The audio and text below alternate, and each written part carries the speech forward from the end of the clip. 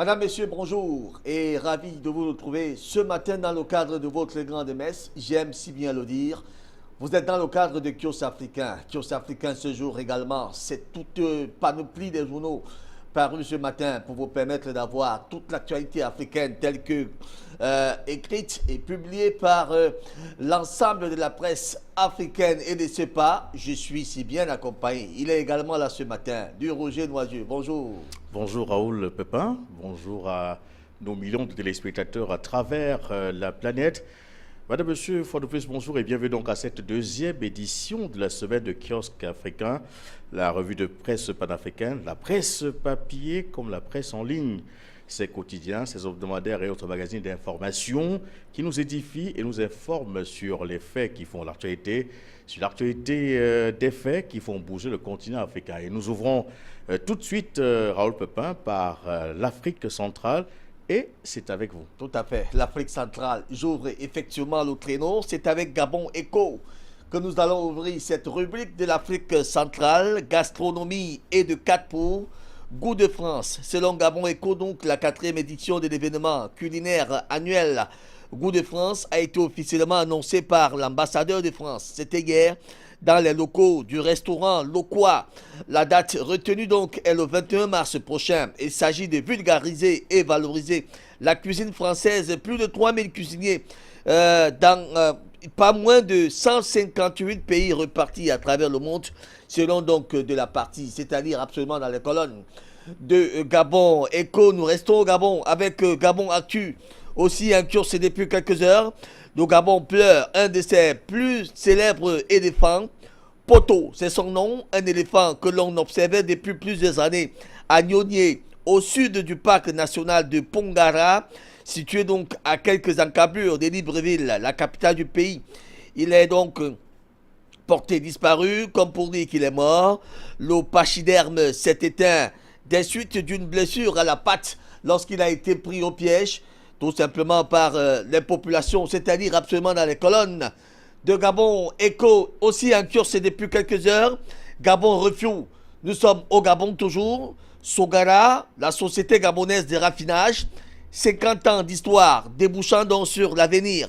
En effet, nous rappelle donc Gabon Refuse, la Sogara a célébré le 9 mars dernier ses 50 ans depuis sa création.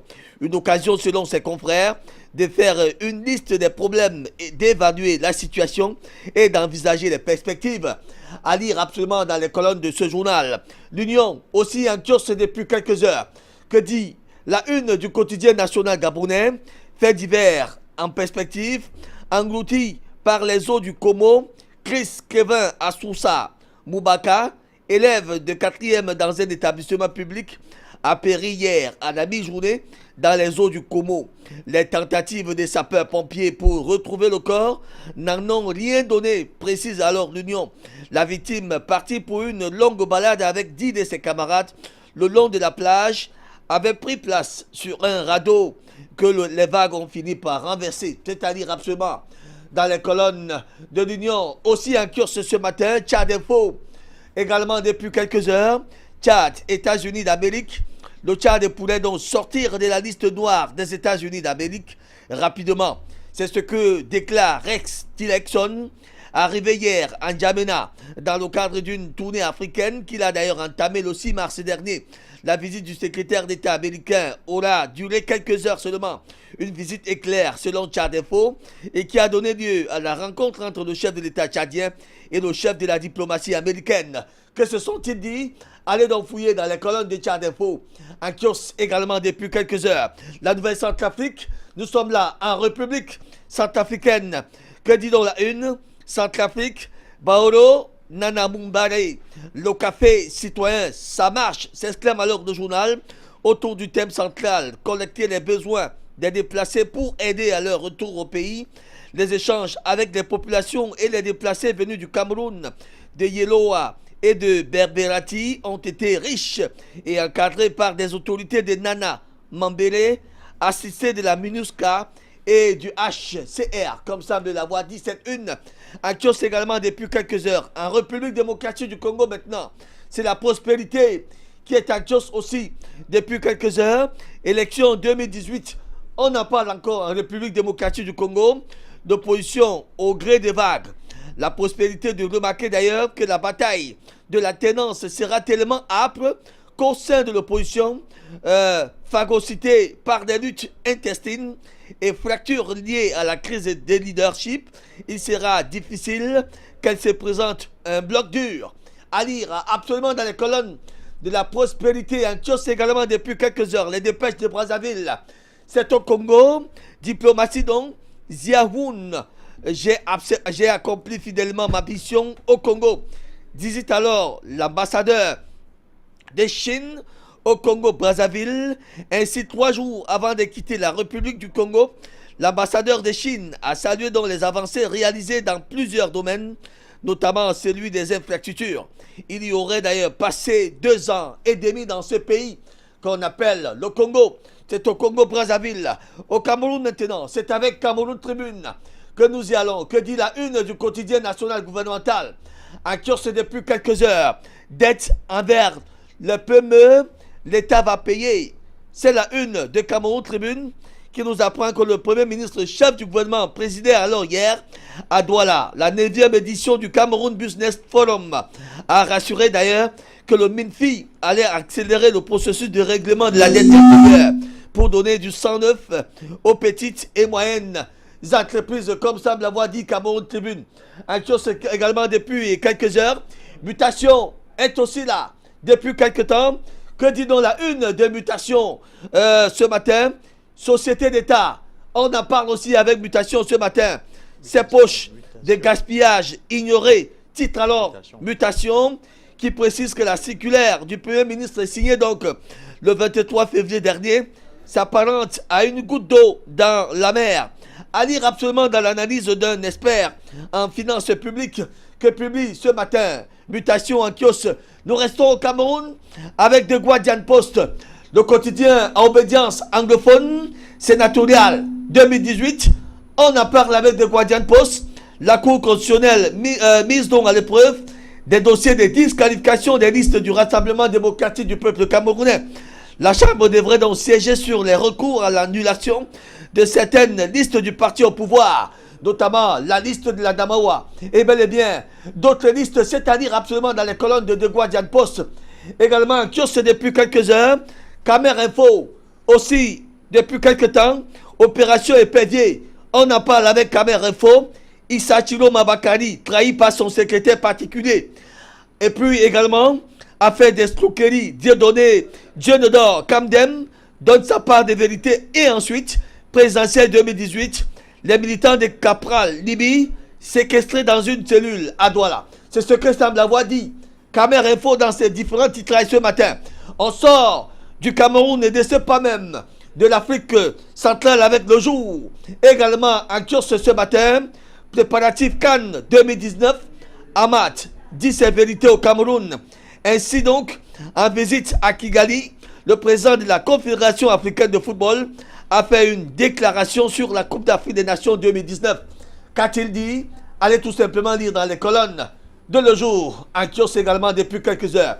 Nous sortons de ce pas de l'Afrique centrale pour embrayer avec l'Afrique australe. C'est avec vous, du Roger Noyeux. Merci Raoul Pépin. C'est donc une affaire d'achat illicite de diamants qui fait donc la une de DIFA, le tabloïd sud-africain. Les 13 accusés du projet d'achat illicite de diamants Darling ont reçu des demandes d'indemnisation du service de la police sud-africaine qui demande maintenant des millions de rands prétendument déjà payés par les accusés pour des diamants achetés lors de l'opération, c'est-à-dire donc dans les colonnes de DIFA dans son édition de ce mardi matin. Peur et panique après les effets de la listériose en Afrique du Sud, titre Africa Times. Cette semaine, des dizaines de personnes sont descendues au sein de l'entreprise Tiger Brand à Polokwane après avoir été informées que l'usine était la principale source de la maladie mortelle de la listériose et qui a déjà tué 180 personnes à travers le pays. Voilà une autre affaire dite de la viande contaminée, transformée, qui vient davantage pourrir le quotidien des Sud-Africains. Afrique du Sud, le président Vélé quitte la débâcle VBS. L'information est contenue dans Business Day de ce mardi. Tifa Fiwa Motozi a démissionné alors que les questions tournaient autour de VBS Mutual Bank, l'un des plus gros investissements de Vélé et surtout de sa curatelle. C'est un immense projet de construction de plus de 4000 logements de luxe à Cule River, qui est donc la principale information à lire ce matin à la une de Cape Argus. Coût total des travaux, près de 3 milliards de rentes. Pour le journal de l'Angola, Luanda est une catastrophe architecturale. L'inspection est un parent pauvre de la construction, souligne le journal. Beaucoup ne comprennent pas son utilité et estiment que c'est gaspiller de l'argent que d'aller recourir à l'expertise d'un inspecteur de travaux en bâtiment. Cabinda n'est pas seulement de l'or noir, titre ce matin Économia et Finances. Le journal rappelle à toutes fins utiles que l'exploration de ce métal noble commence à prendre des proportions dans le processus de diversification de l'activité minière en Angola, souligne le journal, avec le démarrage de nouvelles entreprises dans la province du Cabinda et de Huila. Arnaque à la terre, c'est le titre choisi ce matin par Daily Nation en Zambie pour nous informer sur la construction par des Chinois d'un centre commercial. Mais ce qui fâche, c'est que ce projet viendra donc expulser 30 petits commerçants dans le canton Chilinji qui vaquaient paisiblement à leurs activités. Mugabe exige de l'argent, c'est l'information à la une de Sunday Mail. L'ancien président du Zimbabwe, Robert Mugabe, a reçu son salaire en espèces pendant des années et a exigé que le même arrangement s'applique à sa somme forfaitaire de retraite qui est près d'un demi-million de dollars et au paiement mensuel des autres 13 000 dollars. C'est donc à lire dans les colonnes de Sunday Mail et c'est avec donc cette information que nous sortons de l'Afrique australe. Nous y allons maintenant en Afrique de l'Est. Effectivement, en Afrique de l'Est, nous ouvrons avec Iwaku, les voix du Burundi en Corse également. Depuis quelques heures, avril 2008, avril 2018, 10 ans au service de l'information. Ainsi, à l'occasion de son 10e anniversaire, Iwaku inaugure donc une nouvelle maquette pour ses éditions en ligne.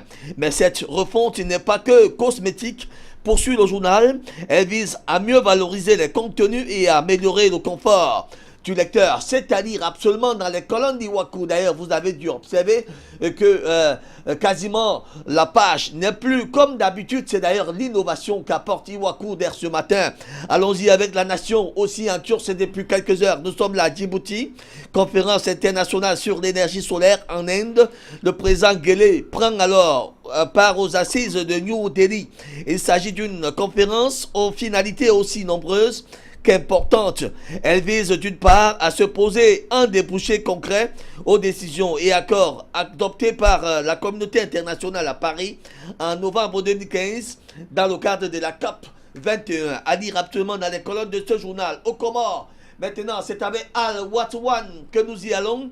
Disparition des 4 pêcheurs de Funbuni, 2 rescapés secourus à Madagascar et 2 morts. C'est la une de Al Watwan. En effet, nous dit le journal, un peu plus d'un mois après leur disparition en mer le 6 février dernier, Camus, originaire de Fumbuni, et Djabawi, venu de Nchwani, ont été retrouvés dans une localité près de Majunga, à Madagascar. Malheureusement, leurs 2 autres collègues, originaires de Fumbuni, ont perdu la vie. C'est-à-dire absolument dans les colonnes de Al Watwan. Restons avec Tribune Madagascar aussi, en Corse depuis quelques heures, et qui parle de l'économie. Les groupements des opérateurs économiques interpellent sur le dysfonctionnement au port de Toamasina. Selon le journal, le désordre qui subsiste depuis 3 mois au niveau du port de Toamasina asphyxie le fonctionnement des entreprises. Ces groupements demandent ainsi à l'administration de prendre des mesures afin de fluidifier les opérations de décharge et de recharge, c'est-à-dire absolument dans les colonnes de Tribune Madagascar, Tanzania. C'est en Tanzanie. Aussi un kiosque seulement depuis quelques temps. Le joueur a retourné les adversaires à la cible. Ainsi, Tanzania de nous dire que les revendications, que les manifestations de protestation sollicitent ont une arme, c'est-à-dire une difficulté qui s'annonce poursuit. Alors le journal à lire absolument dans les colonnes de Tanzania, de Reporter. C'est en Éthiopie. Que dit donc la une ce matin? Le prince, l'aigle, l'ours, pour illustrer alors chacune des personnalités en visite à Addis Abeba. De Reporter précise que la capitale éthiopienne était occupée donc à accueillir 3 ministres des Affaires étrangères. Ce fut une semaine plutôt exceptionnelle qui a vu l'arrivée des meilleurs diplomates des États-Unis, de la Russie et des Émirats arabes unis sur le sol africain. À lire absolument dans les colonnes de Reporter. Nous restons en Éthiopie avec Ethiopian Herald, aussi en kiosque depuis quelques heures. Premier replacement, urgent, constitutionnel, démocratique. C'est du moins ce que dit Ethiopian Herald, qui précise que le Front démocratique révolutionnaire du peuple éthiopien, la coalition au pouvoir, doit choisir un nouveau président d'ici la semaine prochaine. Celui-là assurera alors par défaut le poste de Premier ministre. Ainsi donc, politiciens et l'ancien président de la République fédérale démocratique d'Éthiopie ont appelé à une prise en charge urgente, constitutionnelle et démocratique. Nous y allons au Kenya. C'est avec Daily Nation, aussi en kiosque depuis quelques heures. Artiste chargé de la chanson anti-Kamba. C'est d'ailleurs la une de Daily Nation. Le journal nous apprend qu'un artiste accusé d'alimenter la haine entre 2 communautés locales à la suite des actions prises par le gouverneur Kitui Charitu Nkulu concernant l'interdiction des charbons de bois devra donc payer environ 700 000 francs kenyans pour sa liberté. C'est à dire absolument dans les colonnes de ce journal New Delhi, New Vision. Aussi en kiosque, nous sommes là en Ouganda. C'est depuis quelque temps. Des hommes en pancarte attaquent la police. New Vision, qui relaie les faits, nous apprend que pendant l'attaque, la police a tiré des coups de feu en l'air pour disperser la foule. Malheureusement, une balle perdue a tué un passant. C'est à dire absolument dans les colonnes de ce journal New Time. C'est au Rwanda, également en kiosque depuis quelque temps. Que dit donc la une rwandaise? À la une de ce journal, Paul Kagame, l'énergie solaire est une solution au changement climatique. Disait alors le président rwandais. C'était au cours des assises de la conférence de l'International Solar Alliance à New Delhi, en Inde. Il s'agit au fait d'une coalition de pays riches en ressources solaires qui cherchent à répondre à leurs besoins énergétiques particuliers et qui fournira une plateforme de collaboration pour combler les lacunes identifiées grâce à une approche commune. C'est-à-dire absolument dans les colonnes du quotidien rwandais New Time. Restons en Afrique de l'Est. Et nous sommes en Somalie avec Iran. Aussi en kiosque depuis quelques temps, le Parlement somalien interdit le monde de DP World depuis la Somalie. À peine 2 semaines seulement après que l'opérateur portuaire des Émirats ait dévoilé son accord avec l'Éthiopie et le Somaliland, le Parlement somalien a interdit donc le PDD de la Somalie. Les législateurs ont déclaré que l'entreprise menaçait donc la souveraineté de ce pays ainsi que l'indépendance et l'unité de la Somalie, c'est-à-dire absolument dans les colonnes de Iran, Soudan Tribune. Pour mettre un terme en Afrique de l'Est ce matin, le leader de l'opposition exhorte les rivaux de Sud-Soudan à imiter le Kenya. Selon Hakim Dario, le président du mouvement démocratique du peuple, le Sud-Soudan devrait tirer les leçons du Kenya, citant donc la récente réunion de réconciliation entre le président Uhuru Kenyatta et le principal leader de l'opposition, Raila Odinga. Ce fut quelques heures seulement avant l'arrivée du secrétaire d'État américain sur la terre du Kenya, c'est-à-dire absolument dans Soudan. Tribune. Et la suite, c'est avec vous, du Roger Noitier.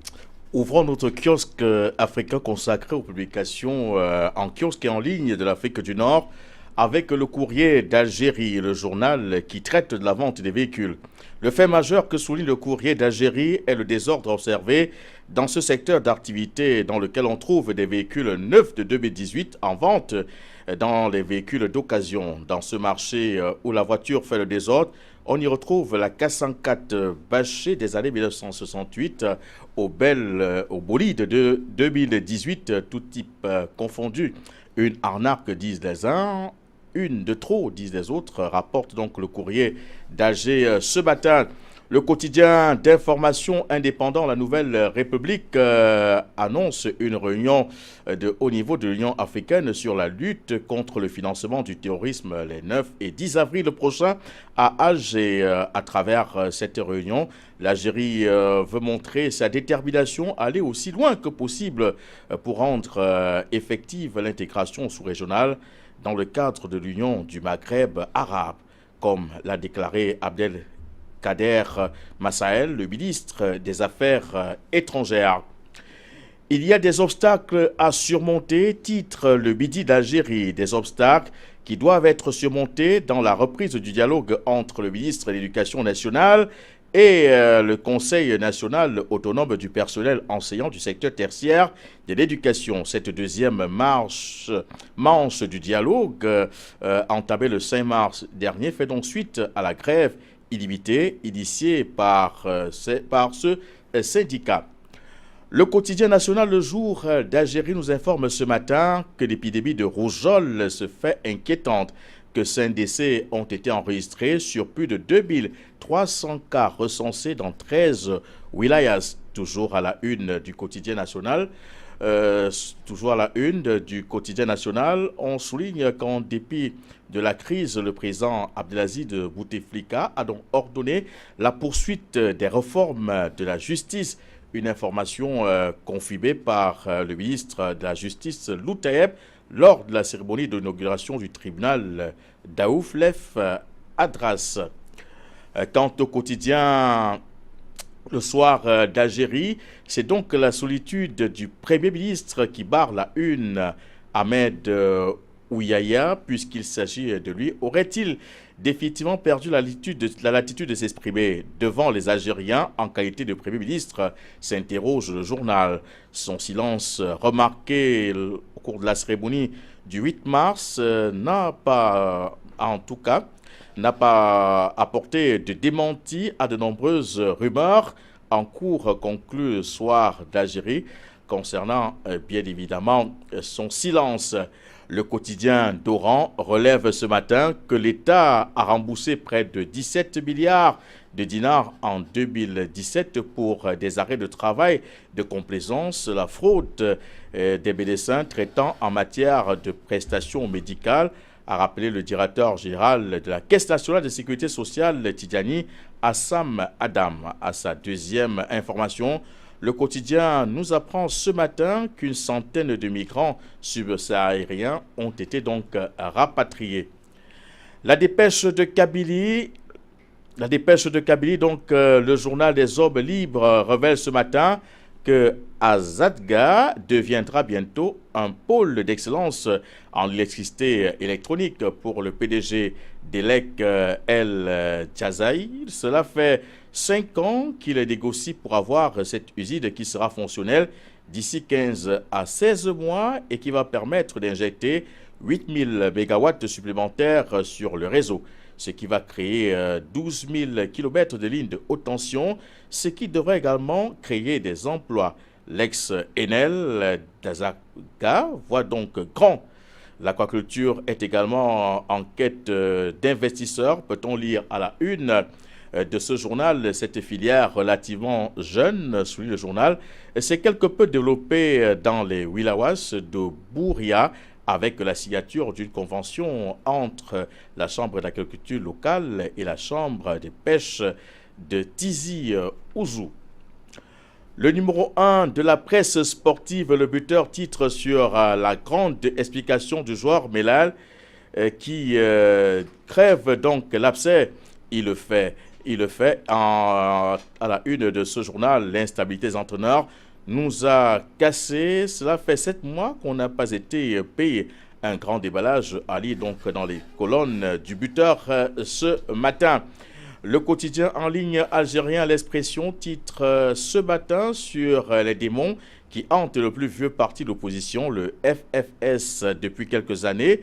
Nous renseigne L'Expression. Le doyen des partis de l'opposition est en proie à un déchirement fratricide qui a pris des dimensions gravissimes dans la mesure où le parti est en situation de blocage en raison des dissensions au sein de son instance collégiale. L'héritage légué par feu Ahmed Haïd risque d'imploser. Heureusement qu'un congrès extraordinaire est convoqué pour le 20 avril prochain et la préparation du congrès ordinaire pour le début de l'année 2019. C'est le sauve qui peut au Maroc, peut-on lire à la une de Maroc Hebdo. Les dépôts de bilan des entreprises et la hausse du chômage prennent des proportions alarmantes.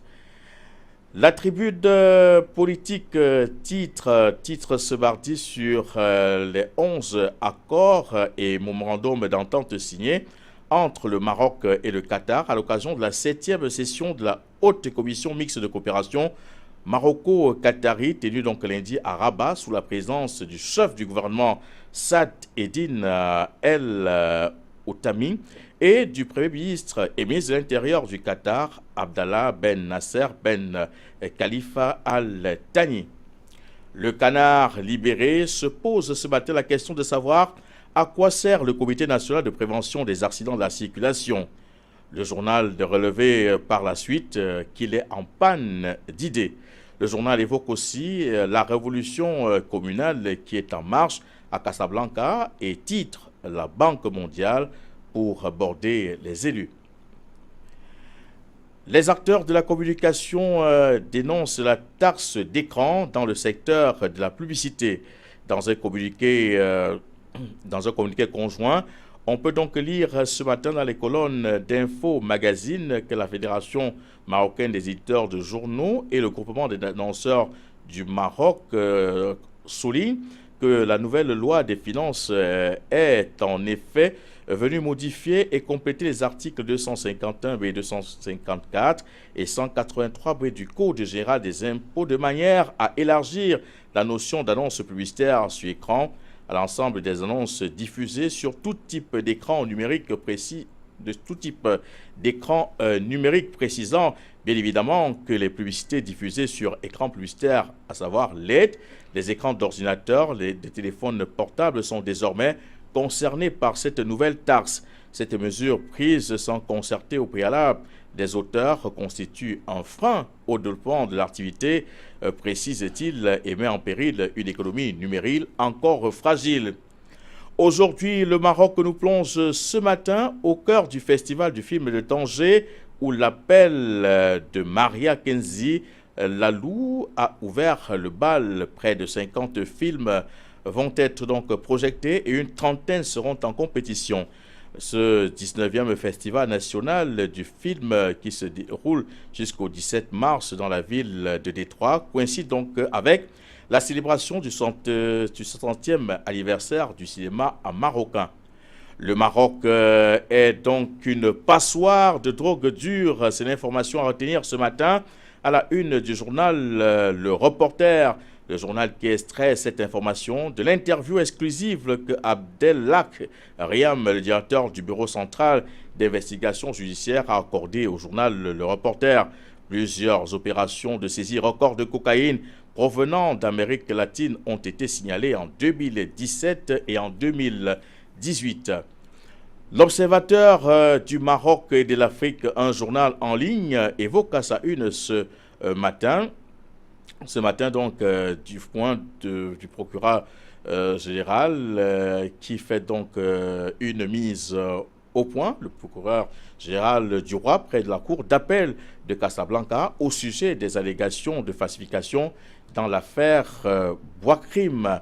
Nous poursuivons avec cette revue de presse. Rencontre décisive ce jour pour les signataires du document de Carthage. C'est l'information qui barre la une de la presse de Tunisie ce matin. La réunion sera donc l'occasion d'évaluer le travail du gouvernement. Il semble bien et qu'elle sera houleuse et déterminante pour l'avenir de Youssef Chahed à la tête du gouvernement. L'Union générale des travailleurs de Tunisie n'étant pas du tout satisfait du travail du gouvernement, peut-on donc lire dans les colonnes de la presse de Tunisie ce matin. La presse Business titre ce mardi sur le mal qui menace la stabilité de la Tunisie, un cancer qui a pour nom l'autorisation administrative. On apprend cependant dans les colonnes du même journal que le secteur du textile et de l'habillement retrouve leur couleur. Le Temps titre également ce matin sur l'ultime chance de Chahed et le gouvernement qui sont sur la sellette Cécile en prélude de la nouvelle réunion des signataires du pacte de Carthage qui se tient donc dans les heures à venir. Et nous sortons avec réalité avec cette autre information qui concerne la banque franco-tunisienne. Que peut faire donc Chahed? C'est donc la titraille choisie ce matin par Réalité. Réalité, l'un des magazines tunisiens, remet donc au goût du jour ce matin le dossier de la banque franco-tunisienne. Un dossier assez complexe, réchauffé par le chef du gouvernement, Youssef Chahed, à un moment où personne ne s'y attendait. Même ceux qui sont directement liés au blocage et empêché tout règlement qui aurait permis au gouvernement d'améliorer ses finances, actuellement au rouge. La banque franco-tunisienne est la plus grande affaire de corruption de l'histoire de la Tunisie, avait affirmé en février dernier le chef du gouvernement. C'est avec cette actualité que nous sortons de cette revue de presse de l'Afrique du Nord. 5h40, nous sommes là en temps universel. Si vous nous suivez à l'instant précis, vous êtes dans le cadre de Kurs africain. Kurs africain, nous embrayons maintenant à l'ouest, à l'Afrique de l'Ouest et précisément au Nigeria. Nous ouvrons avec Daily Trust. Aussi en Kurs depuis quelques heures, les sites web et de FG donc sont inactifs malgré des milliards de dollars. Selon les résultats que procure une enquête menée par Daily Trust, de nombreux ministères et organismes fédéraux manquent de sites web actifs, même s'ils ont dépensé des milliards de naira en technologie de l'information. C'est ce que semble dire Daily Trust. En Kurs également depuis quelques heures, 10 day. Nous restons au Nigeria toujours. Les réserves extérieures atteignent un sommet de 46 milliards de dollars sur 5 ans, atteignant donc 50 milliards de dollars. Pourtant, une enquête réalisée auprès de ces banques démontre plus de 38,5% d'augmentation de la fraude dans l'industrie.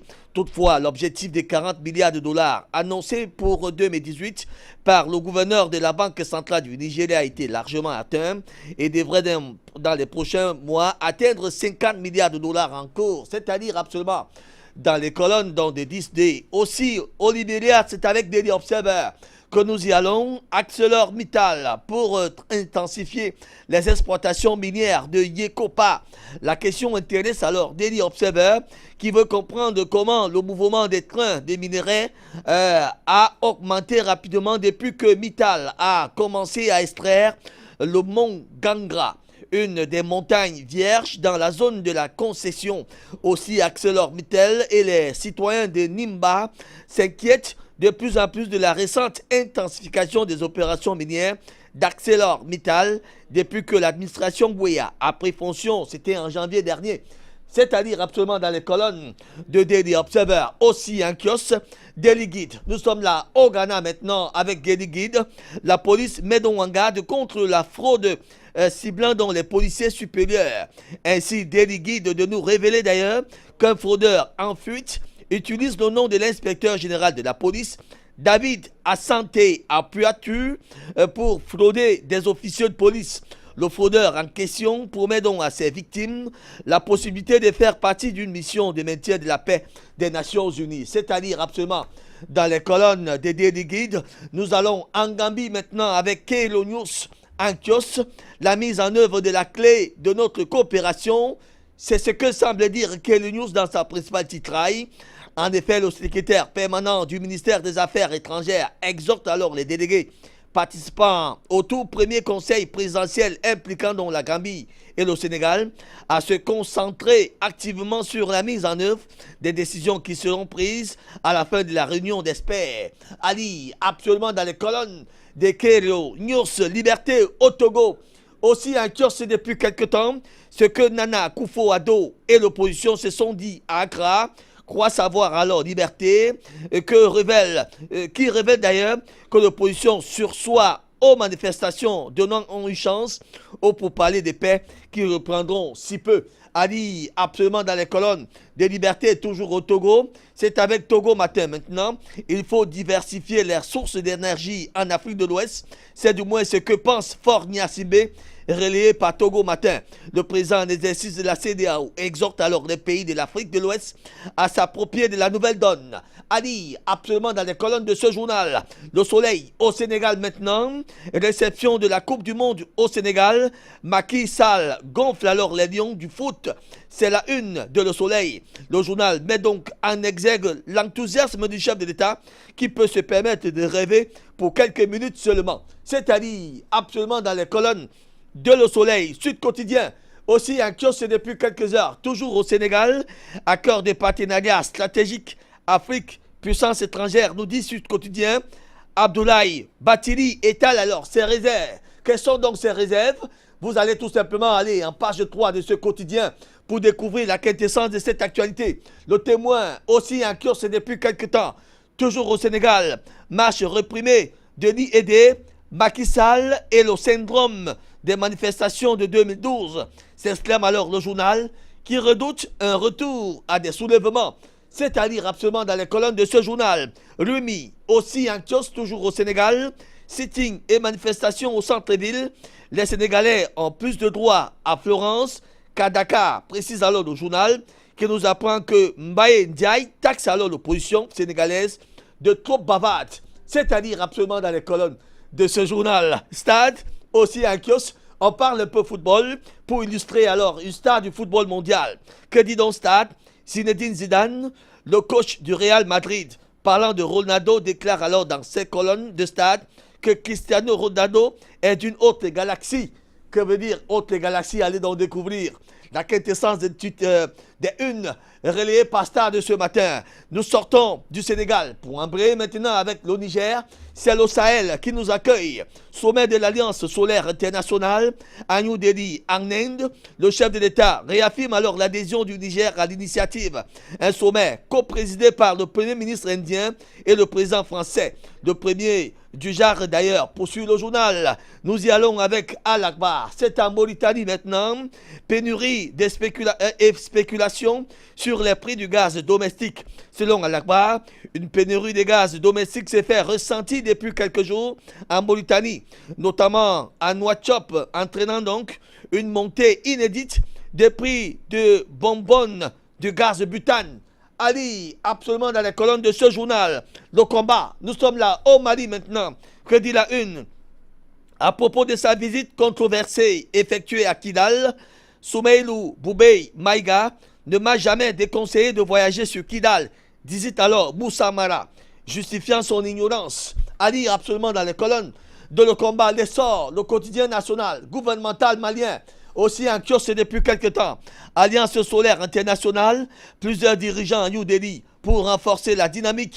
L'essor de nous dire que le président Ibrahim Boubacar Keïta a salué l'initiative indo-française qui permettra donc d'améliorer l'accès des populations à cette source d'énergie renouvelable. C'est-à-dire absolument dans les colonnes de l'essor. Kaloum Presse, en Guinée-Conakry maintenant, grève des enseignants, Espace TV, victime de vandalisme, plusieurs quartiers dont Kaloum en effervescence. Selon Kaloum Presse, le groupe de presse Adafo Média a été ce lundi victime de vandalisme de la part d'individus qui seraient venus de Matoto à y croire. Les témoignages recueillis sur place par nos confrères de Kaloum Presse Guinée News, aussi en kiosque depuis quelques heures. Irruption des femmes à Sékou-Touréya, attaque du cortège du Premier ministre. La vidéo exclusive de K.O. à Conakry est d'ailleurs parfaitement illustrée dans les colonnes de Guinée News. Selon le journal, de nombreux foyers de manifestation ont été enregistrés ce lundi 12 mars dans plusieurs quartiers de la commune de Kaloum. Les manifestants réclament la reprise immédiate des cours qui auront été interrompus depuis un mois déjà. c'est-à-dire absolument dans les colonnes de Guinée News, le matinal. Nous sommes là au Bénin maintenant. Que dit donc la une de le matinal? Crise sociale. Le gouvernement prône un dialogue constructif. Selon le matinal, les négociations en vue d'assouplir le climat reprennent ce jour même. Puis, en Conseil national, l'UN pose alors les balises d'un parti politique. Ali, absolument dans les colonnes de ce journal, la presse du jour. Aussi en kiosque, nous restons au Bénin toujours. Patrice Talon, de retour de Paris, dit alors, ce fut une visite de travail satisfaisante. Le président béninois montre tout l'intérêt de son séjour en terre parisienne à la recherche d'un nouveau souffle, c'est-à-dire dans les colonnes de presse, la presse du jour, citoyen. Maintenant, nous sommes là au Burkina Faso, formulation du second compact MCC pour l'électricité suffisante et à moindre coût. Nous dit citoyen, trait de plume présidentielle au Mali, l'équation du Nord, évoquant alors les possibilités d'organiser un scrutin dans une zone paralysée par les assauts djihadistes. Ali, absolument dans les colonnes des citoyens. Allons-y avec nos pays, toujours au Burkina Faso. La politisation des forces de défense et de sécurité reste alors fortement ancrée dans notre pays, dit Jean-Pierre Bayela, dans les colonnes de le pays. Ces derniers tirent la sonnette d'alarme et suscitent une neutralité de ces forces de souveraineté. Ali, absolument dans les colonnes de ce journal. Le jour plus, nous sommes là en Côte d'Ivoire maintenant, Kobenan, Kwasi, à Djomani, depuis à Sumfri, faisons donc échec à tous ceux qui veulent allumer le feu, déclare-t-il. La Côte d'Ivoire n'a pas besoin de gens excités. Le journal nous apprend que, après la sortie des irréductibles du PDCI, les cadres RHDP apportent alors la riposte. Voilà tout ce qu'on peut savoir. Dans le cadre de cette une de Le Jour Plus, la Gazette, aussi anxieuse depuis quelque temps. PDCI, RDR, évitons les discours qui fâchent. C'est sur ce ton que les partis frères veulent cheminer. Aussi le journal remarque que Bédier est célébré à Yamoussoukro. Mais pourquoi? Allez lire donc dans les colonnes de ce journal. Les sorts ivoiriens, aussi anxieux depuis quelque temps. Que dit donc la une? 20e Assemblée Générale de la Camé, Raymond Goudou dit: nous sommes tous fiers du professeur Yabi Ange Désiré, a-t-elle déclaré. Les sorts ivoiriens de nous dire que les autorités font confiance au directeur général de la NPSP pour amener de la grandeur à la distribution des médicaments. À lire absolument dans les colonnes de ce journal. La voix originale, aussi inquiète depuis quelque temps. Que dit la une? Affaire mort par balle chez le député Muambli. De nouvelles révélations sur le corps de la victime. La voix originale de nous dire que le père a porté plainte, revenant donc sur le rap et assassinat d'enfants en Côte d'Ivoire. Le journal met en garde contre la présence des vampires dans la place. Et enfin, l'intelligent d'Abidjan, aussi inquiet depuis quelques heures, Évariste Méambli exige alors des preuves à ses accusateurs et clarifie: je ne suis pas un assassin, dit-il. L'intelligent d'Abidjan revient donc sur les temps forts d'un rendez-vous attendu et vraiment suivi par l'ensemble des Ivoiriens sur les accusations de ces députés dont on aurait trouvé un corps dans son domicile, c'est-à-dire absolument dans les colonnes de l'intelligent d'Abidjan. La suite, c'est avec vous. Juste quelques titres pour cette revue de presse internationale. Dans une enquête publiée ce mardi, Aujourd'hui en France affirme que pour promouvoir leur nouveau produit, une cigarette électronique au tabac chauffé, les industriels contournent la loi et en rémunérant des restaurateurs et des cafetiers. Et le journal de titrer donc « Comment les cigarettiers nous en fument ». Face au choc démographique annoncé, les promoteurs, les urbanistes et autres chercheurs préparent déjà la ville de demain. Nous apprend donc la Tribune, ce quotidien économique des métropoles, qui titre donc ce matin « Logement, comment les métropoles se préparent à grandir ». Plus dense, mais aussi plus intelligente, la ville devra offrir plus de services à ses habitants. Au Luxembourg, les policiers sortent donc l'artillerie lourde. Nous renseigne donc le quotidien, le journal nous apprend ce matin que le SNPGL a lourdement accusé hier soir la direction générale de la police ainsi que les autorités judiciaires. Le message envoyé à cet effet était assez clair et le champ syndical ne compte plus se faire balader par les cadres dirigeants. C'est donc cette information que l'on peut lire à la une de ce journal luxembourgeois, le quotidien.